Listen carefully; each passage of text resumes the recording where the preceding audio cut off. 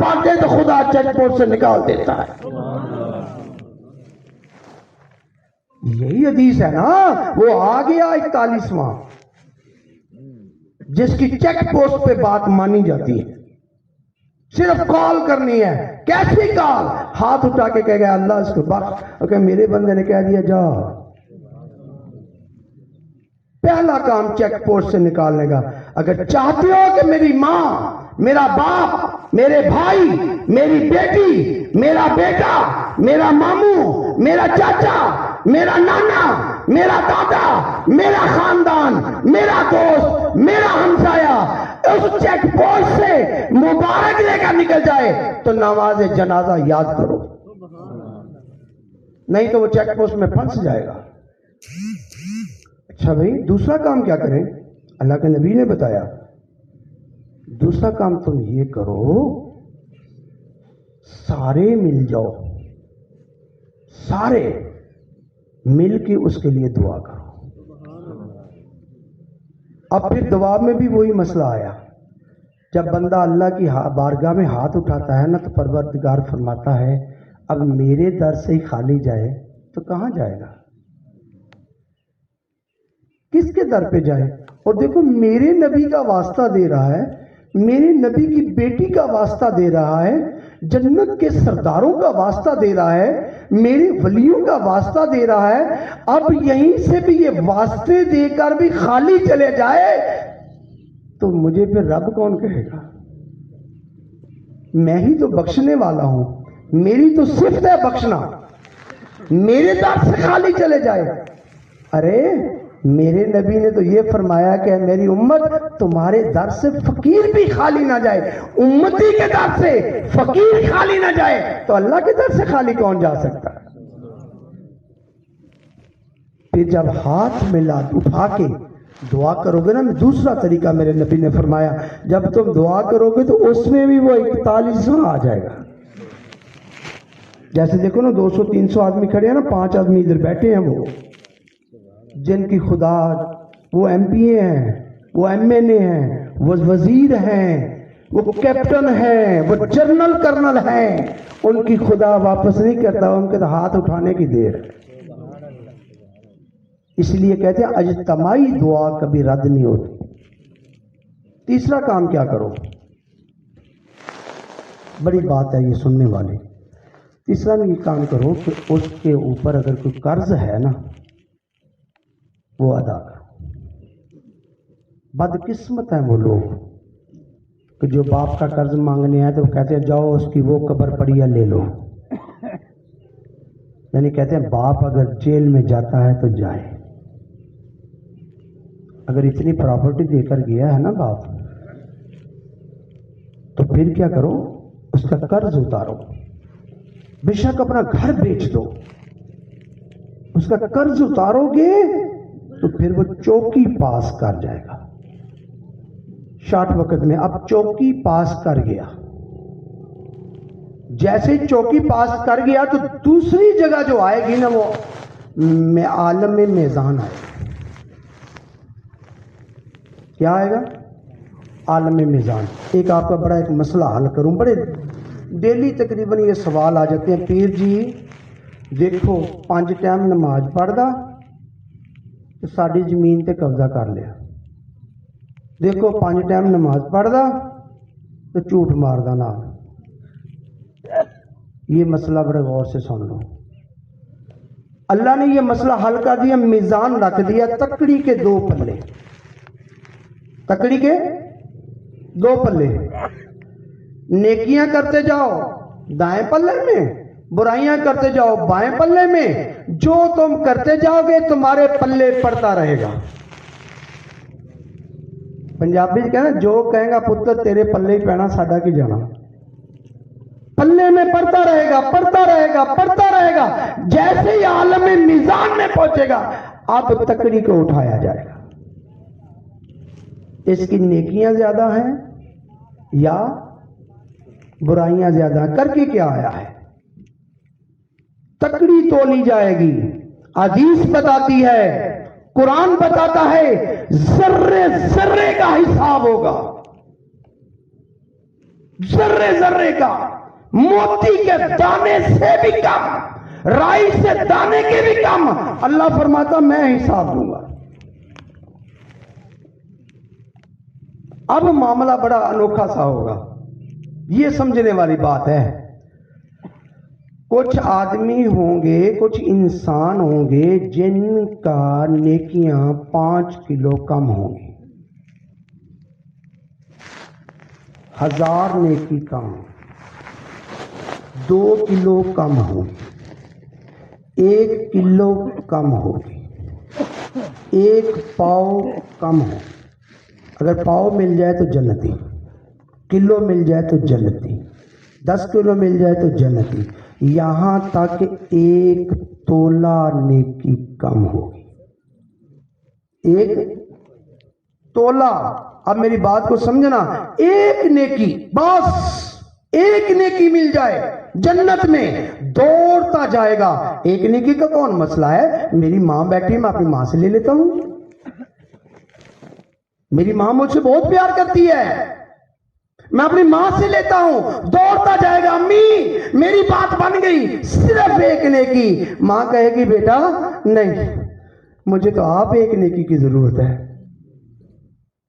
پھر باپ کے پاس جائے گا، ابو بس میری بات بن گئی، 1 نیکی، نہیں بیٹا مجھے تو آپ 20 نیکیوں کی ضرورت ہے۔ پھر بھائی کے پاس جائے گا، بھائی 1 نیکی، نہیں مجھے تو آپ 2 نیکیوں کی ضرورت ہے۔ بہن کے پاس جائے گا، بیٹی کے پاس جائے گا، بیٹے کے پاس جائے گا، دوستوں کے پاس جن کو ککڑ کڑھائیاں کھلاتا تھا، یاروں کے پاس جن کے ساتھ سارا دن گپیں ہوتی تھی، دوستیاں ہوتی تھی، محفلیں ہوتی تھی، سب کو چھوڑ دیتا تھا، کسی کی پرواہ نہیں۔ دوستوں کے پاس جائے گا، 1 نیکی، بھیک مانگ رہا ہے، کوئی نہیں دیتا۔ آگے پھر قرآن سنا رہا ہوں، توجہ کرنا۔ اب کیا ہے، جس کے پاس جاتا ہے وہ منہ پھیر کے دوسری طرف جاتا ہے، کہیں وہ نیکی مانگ نہ لے، منہ پھیرنے شروع ہو گئے، بولنے کے لیے راضی نہیں ہے۔ جیسے اس دنیا میں بھی ہے، اگر وقت مشکل آ جائے تو دوست بھی ہاتھ ملانا چھوڑ دیتے، یہی منظر محشر کے میدان میں، منہ دینے کے لیے کو تیار۔ باپ بیٹے کی طرف نہیں دیکھے گا، کہیں نیکی نہ مانگ لے، ماں نہیں دیکھے گی، بھائی نہیں دیکھے گا، بیٹا نہیں دیکھے گا، بیٹی نہیں دیکھے گی، چاچا نہیں دیکھے گا، ماما نہیں دیکھے گا، کوئی توجہ نہیں کرے گا، وہ بیچارہ مارا مارا پریشان روتا پھرتا ہے، کوئی تو نیکی دے۔ اللہ فرمائے گا وہیں کوئی مددگار نہیں ہوگا۔ لیکن پھر قرآن نے فرمایا ہر آدمی پریشان ہوگا، لیکن ایک ایسی شخصیت ہے وہ پریشان نہیں ہوگی،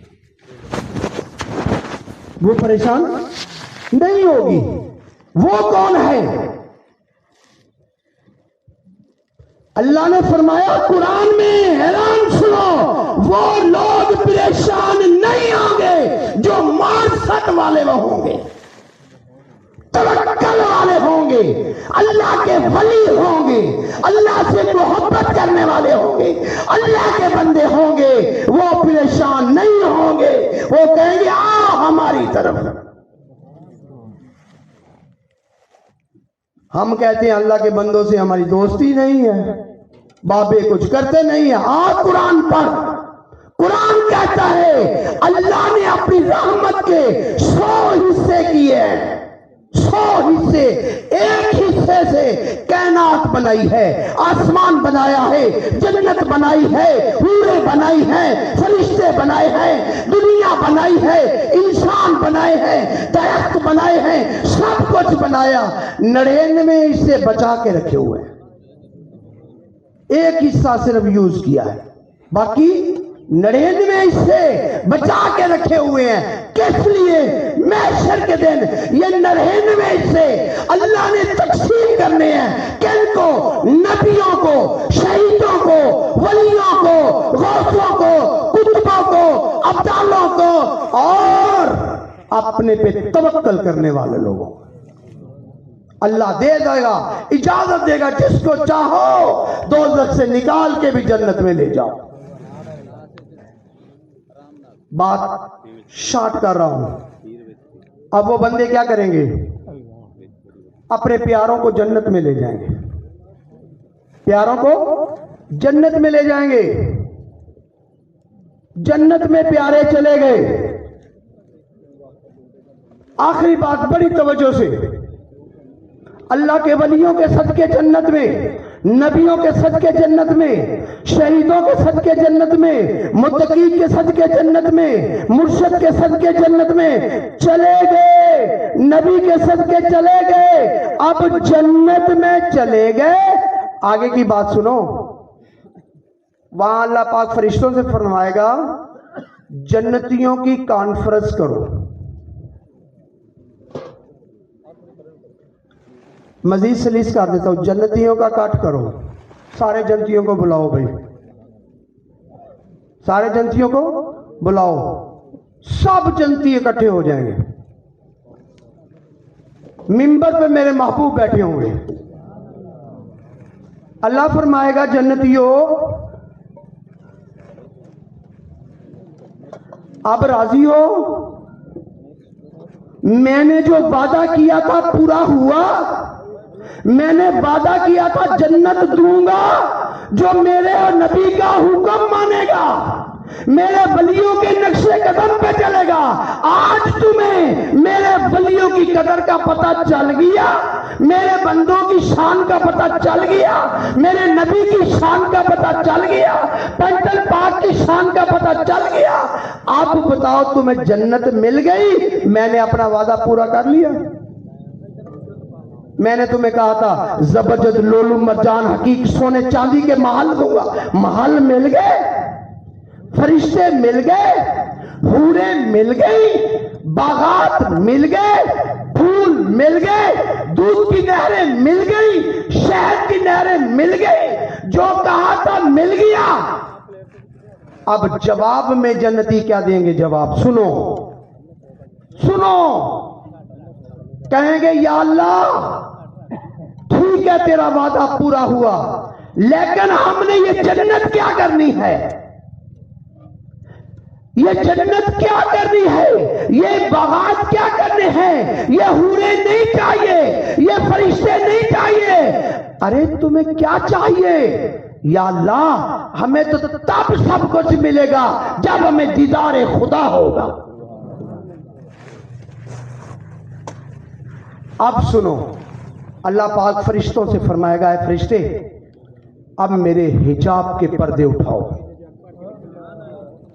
اٹھاؤ، میرے نبی کے امتی، میرے نبی کے غلام، پنجتن پاک کے غلام آج جنت میں دیدار خدا بھی کر لے، پردہ اٹھا دیا جائے گا، دیدار خدا ہو جائے گا۔ کن کو؟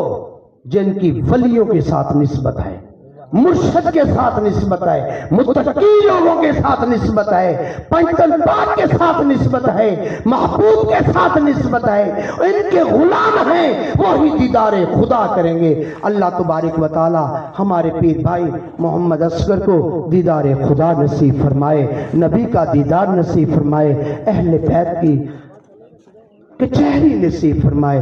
وآخر دعوانا ان الحمدللہ رب العالمین۔